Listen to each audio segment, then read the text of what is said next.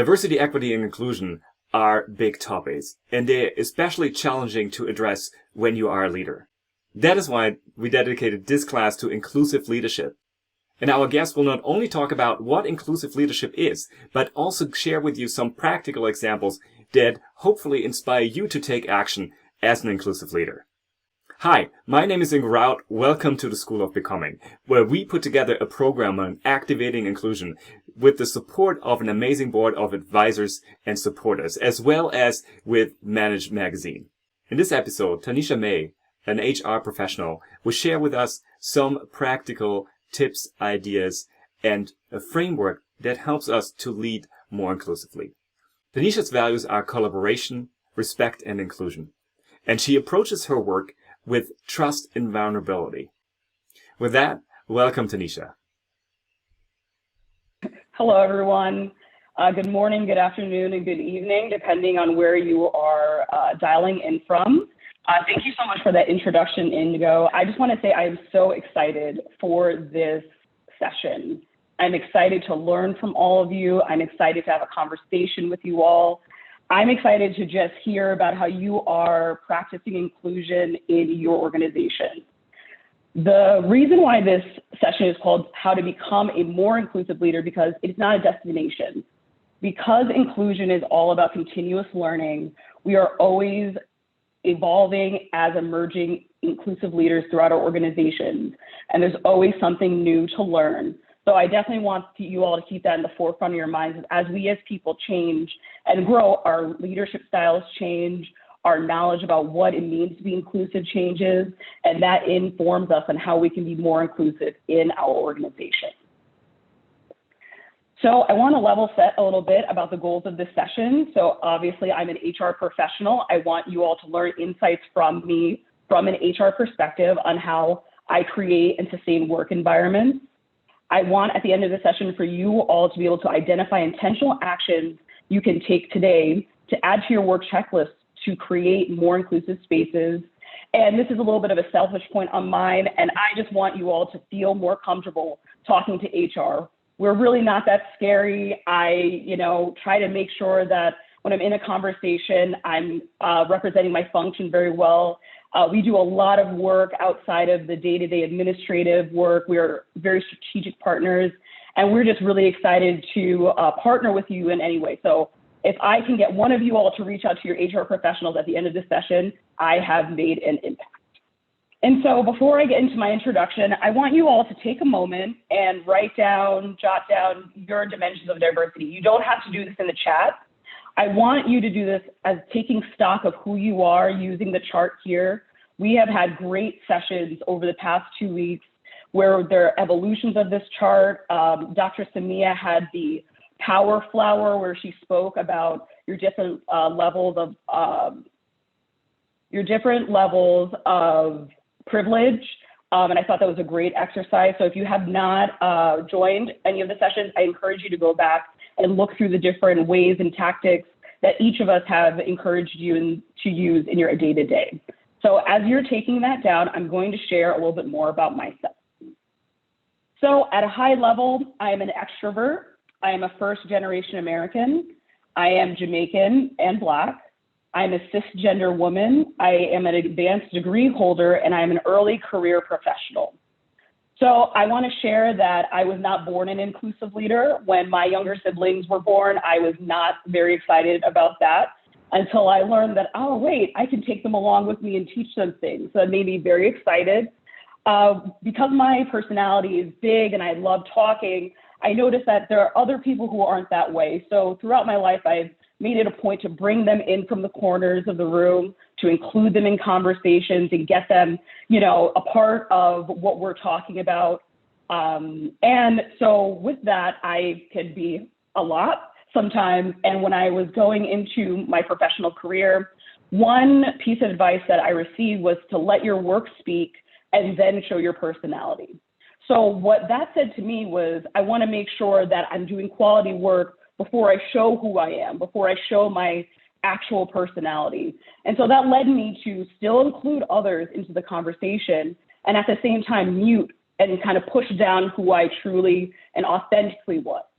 So when I started diversity and inclusion training and I did that role, I realized that I couldn't authentically and genuinely contribute to the function of diversity and inclusion without bringing my authentic self to work.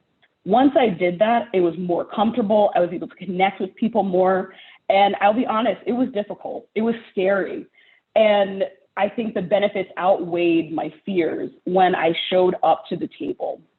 And so with that, I want to ask you all, now that you've explored and taken stock of what your dimensions of diversity are, which dimension do you think influences your leadership style the most and why? And please, you can use the chat, you can you can say it out loud.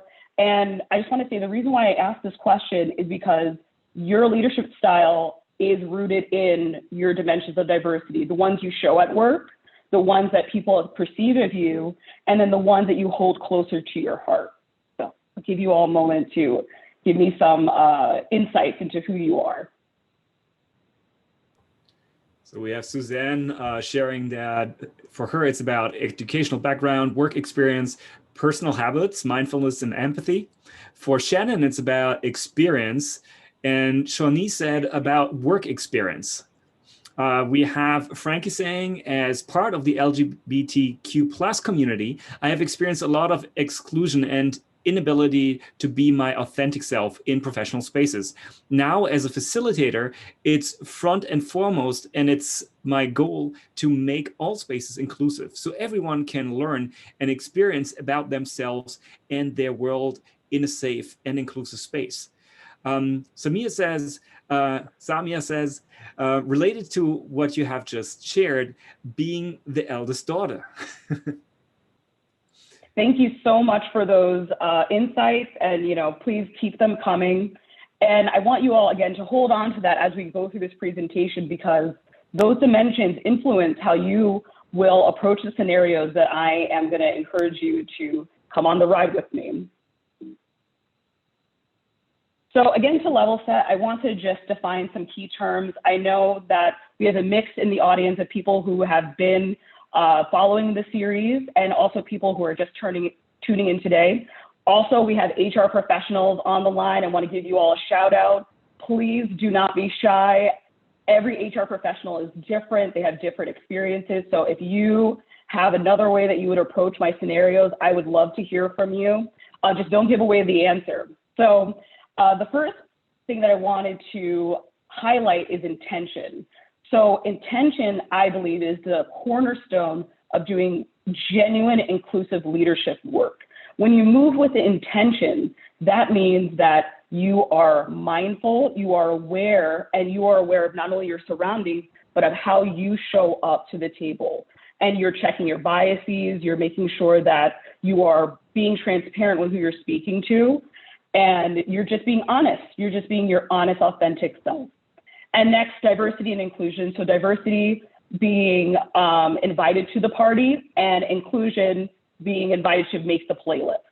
So I know there's a lot of different ways to speak about diversity and inclusion. I have seen a lot of organizations use inclusion and diversity, because diversity doesn't automatically mean inclusion, and inclusion doesn't automatically mean diversity. So diversity can be anything from your diversity of thought, neurological diversity, LGBTQ plus identification, your beliefs, your values, where you grew up, anything is diverse. So does anyone have any questions with that level set? And I just want to also make sure you all know I use the SHRM, Society of Human Resource Management definitions. You may have different definitions. That's what makes diversity and inclusion work so fun. So inclusive leadership, one of the definitions is inclusive leaders are aware of their own biases, preferences, actively seek out and consider different views and perspectives to inform better decision-making. Throughout these sessions, I think that we have talked about biases, being aware of who we are, being aware of our surroundings. And so my job here is to connect that back into your leadership style. And so my next question is, what are some actions that you do today to show up as an inclusive leader? I think that everyone in an organization is a leader. That's how my organization shows up. And I think most actions, if you think about it, they may be small, but at the same time, they are inclusive. So I'd love to hear from some people about what are some things that you're doing today to show up as an inclusive leader in your organization. So I know one thing that I do is I ask a lot of questions. I ask for a lot of clarity. I just try to make sure I understand everyone and give them a chance and space to speak. Yeah, and we have some answers coming in here in the chat. Suzanne says similar thing, asking questions and allowing silence. Michelle Brooks says actively reaching out to ensure people have their say. Matt shares make space for other people to speak. Heather also asking others who have a different perspective with humility. Tamara says listening sessions. Shannon inviting others to meetings they might otherwise not be invited to. Frankie said creating brave space for conversations. Kathleen says, I think about who is being asked to speak, contribute, and not. I'm conscious about power and ask if we consider others' input when we speak about issues that impact others. So really inviting people to the table here. Samia Ingo, says, I think I can go home. I'll be honest. I think that we have some fantastic inclusive leaders on the line. And so as mentioned in my description, I mentioned the 6 traits and behaviors of inclusive leaders. And today we're going to focus on the bold 3. So intentional commitment, which I've evolved from visible commitment, thanks to a session that I saw on emancipatory leadership, curiosity about others, and effective collaboration. Humility, awareness of bias, and cultural fluency, AKA cultural intelligence, are extremely important. But I just want to dive in deeper on these 3 today. So when we think of an intentional commitment to inclusion, I define it as the action of learning and seeking out ways to be more inclusive, to adding behaviors and practices that you can use to measure your level of inclusion. So it may not always be visible, but anything that you do is appreciated. It can be inclusive. And I think one of the opportunities that we have as leaders of inclusion is to show that return of investment, right? Show how do we contribute to the bottom line. And adding these behaviors and practices makes it seamless to have inclusive leaders in your organization and build them up so that when you were talking about return of investment, it may not necessarily be dollar amounts. It may be in retention of staff. It may be in quality of life in employees. There's a lot of different things that can be measured when you're more inclusive. So on the screen, I've included some workplace tips. Number 1 being consistent, genuine, and transparent. I know somebody mentioned us inviting people to other meetings. Because we're in a remote environment right now, spending the first 5 minutes of each meeting checking in with your team, allowing people to go to the bathroom, making sure that they're really ready to sit down and be a part of the conversation. Also, creative meeting alternatives. Maybe you have a meeting over Slack or another organizational tool instead of a meeting on the phone. And asking for preferred pronouns, giving space to adding those to other parts of introductory slides. And employee resource groups are a great, great asset. So coming up to my first question for you all, my first scenario, I want you to take a look at both of these profiles and just take a moment to check them out. They are pretty similar. And I want to ask, which shows an intentional commitment to inclusion and why? So we'll take about, just a few, 30 seconds, 20 seconds, just to think about that question. You can share it in the chat. The most important thing that I want you all to know about this question is that there's no right or wrong answer. It's all about the intention. It's all about your comfort as an inclusive leader. Because if you're coming from a place of being uncomfortable, then it's hard to be genuine. It's hard to be your authentic self. So part of the reason why I brought up this example is actually between conversation of Ingo and I. I was giving him an example about how I was putting together a panel of representatives. and they were going to come in, talk to my employee group. I was really excited about it. I asked them all those introductory questions. Where are you from? Tell us a little bit about yourself, and why you love working at our company. And one of the representatives, who is also a leader in our LGBTQ+ employee resource group, reached out and said, can you also ask for preferred pronouns? I think this would allow us to have a more inclusive environment, and I think it would allow space for people to show more of their authentic self. And at first I was like, can we do that? I've always encouraged and asked for preferred pronouns. I didn't know if we were allowed to ask for them. That was a new thing for me.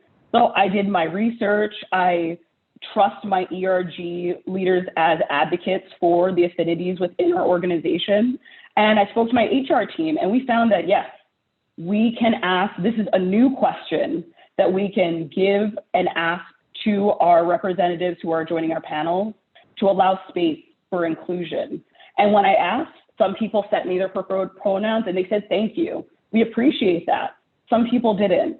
And at the end of the day, the question was out there, and opportunity was out there for anyone who wanted to provide them, and it gave them a space to provide it. So it was a great lesson learned from me, and kind of why you see the slide today. And we have a lot of comments here in the chat. I love the simplicity of it. So what I got from that, or what I take from that, is the intention doesn't have to be like, it doesn't have to be a massive thing, right? You had a conference, you just changed. I mean, it's always a little bit tricky in a large organization, but you encourage people to share their pronouns, and with that created a more inclusive and open space. And as a cisgender woman, it's a low risk for me to provide my pronouns. It's a big impact when I do it, but it's a low risk because I haven't had people ask me for my preferred pronouns, and I identify with the pronouns that people assign to me. And so because of my place and my privilege, this is a way that I can show an intentional commitment to inclusion. And so curiosity about others, approaching each interaction as an opportunity to learn and gain understanding. I love asking questions. I love learning about people. I ask as many questions as I can.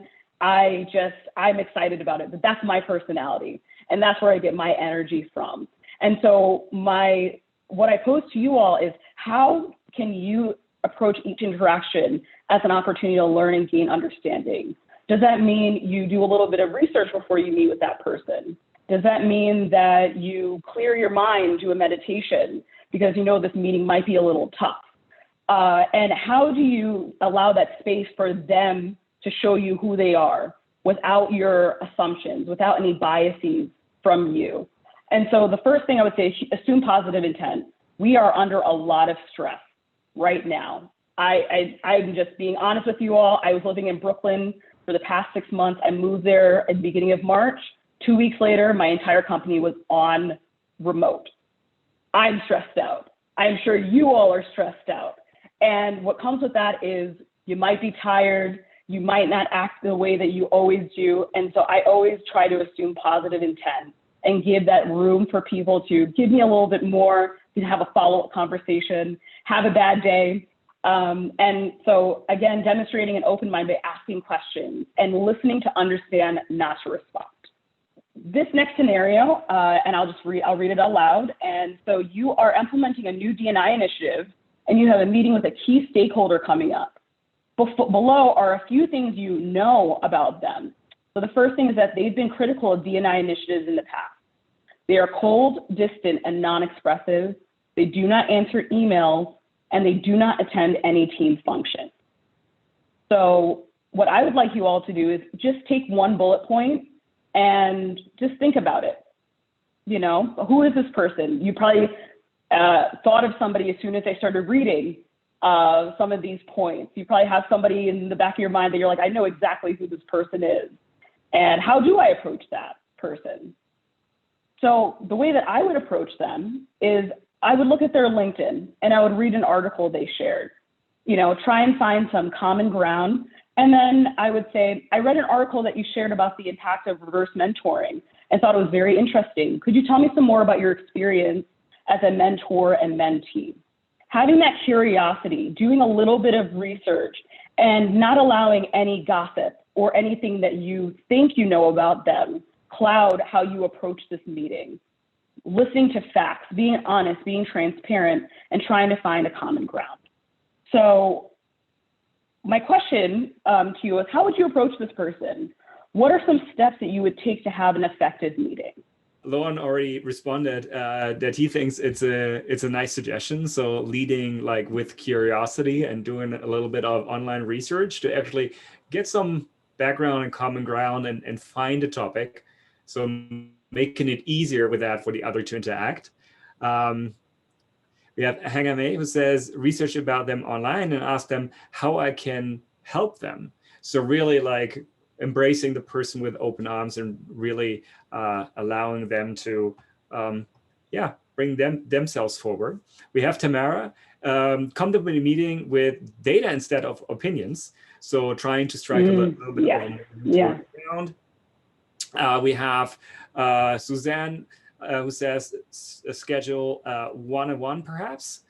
We have Heather who says I would meet with the stakeholder and trying to find out things they are interested in that can be connected to DEI initiatives. And Lauren saying connect before content is a guiding principle. That is great.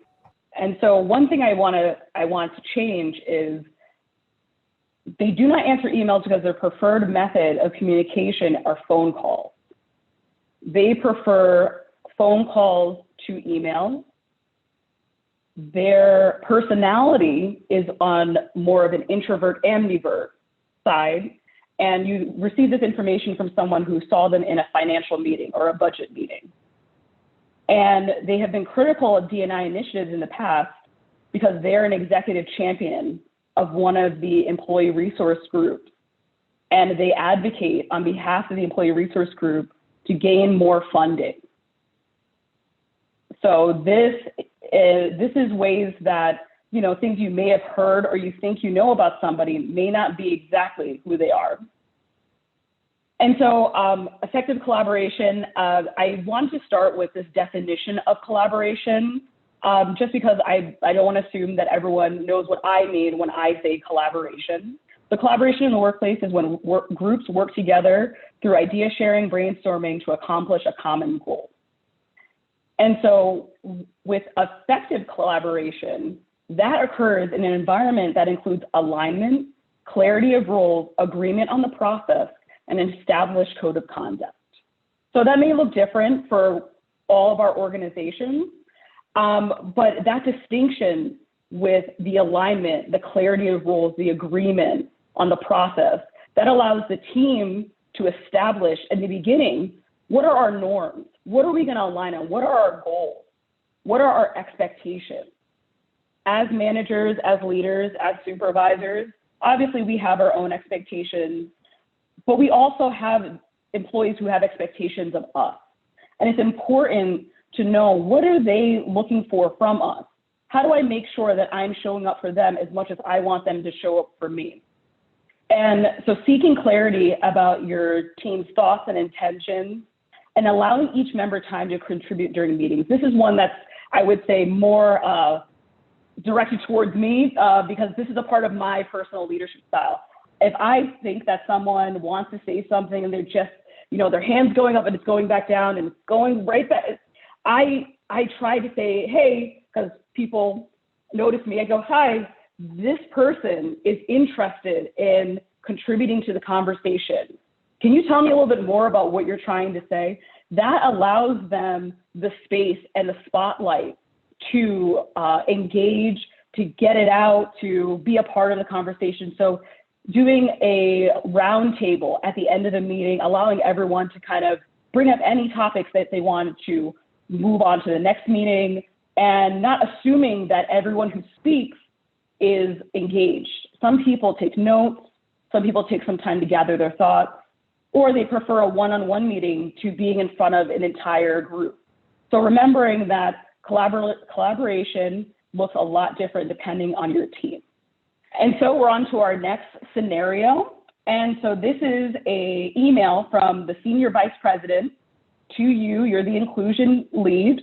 And the assumption is that you have the information that's being asked of you. The subject line is info needed, employee birthday. Hello, could you send me a list of my team's birthdays? For privacy, I only need the month and day. We want to celebrate each employee and surprise them with a balloon and a cupcake at a team meeting during the week of their birthday. I think this is a great way to show employees how much they're appreciated here. Thank you in advance. And so my question is, how would you respond to this email? I have received emails like this as an HR professional, and I want to know, how would you encourage the senior vice president to collaborate with their team?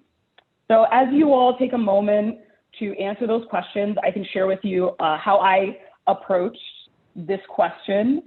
Again, assuming positive intent. Oh, go ahead, Ingo.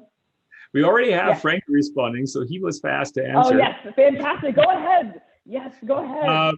There is an assumption that all folks enjoy celebrating their birthday. We should ask the team how they should move forward with birthday celebrations. Kirsty says, I agree with Frankie. Not everyone is happy with open celebrations. Suzanne said, I would ask them to think about how to include telecommuters. Rick says, I prefer not to celebrate my birthday at work.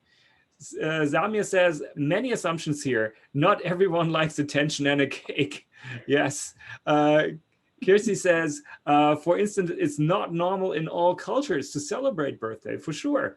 And Michelle says, acknowledge and praise their intent, then ask questions about whether they're checked with the team, sharing experiences where some are not comfortable.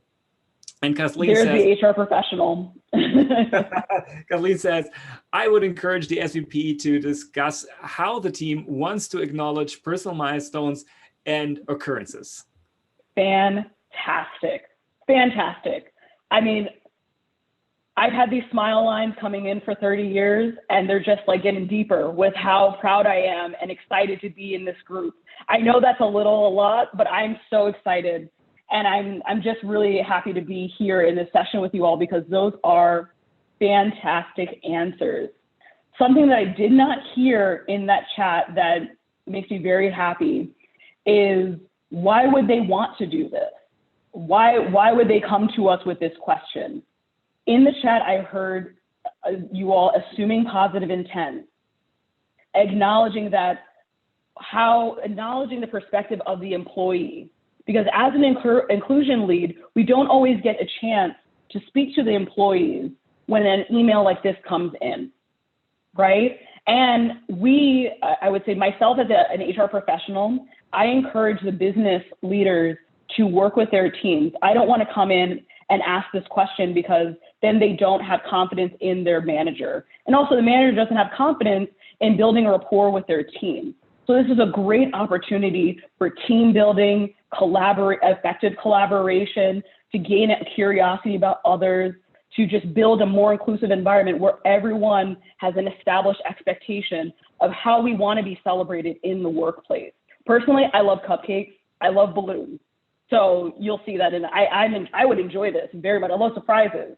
But the assumption here is that every employee wants this, and also that they're comfortable with their birthdays being shared unilaterally without their consent. So a lot of things coming in there. As an HR professional, we get questions like this, and we always try to encourage our business leaders to collaborate with our team, because the last thing you want to do is to discourage a spirit of inclusion. You just want to inform it and sometimes redirect it to a more effective and inclusive way of thinking. So thank you all for taking part in that. And so I am going to be sharing some more stories. I definitely want to take some time and get some questions from you all.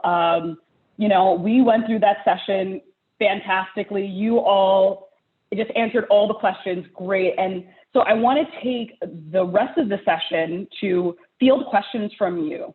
and to hopefully hear, did you get the goals? Like, did I help you all obtain insights from an HR perspective on how I create a inclusive work environment? I would love to hear if there's any intentional actions that you identified today that you think you can add to your inclusive work checklist to help create those inclusive spaces. And again, I want to know if you feel comfortable talking to HR. So these are the goals of the session again, and I'm going to kick it back over to Ingo. We can stay on this slide and just have a conversation. Thank you. Thank you for the space. Thank you for listening to this episode. If you like this, please give us a thumbs up. Also, if you want to know about upcoming episodes, check out our program at theschoolofbecoming.org. You can attend any of our live sessions for free, interact with the speakers, as well as other people who are interested in the subject. I'm looking forward to welcome you to one of our future sessions.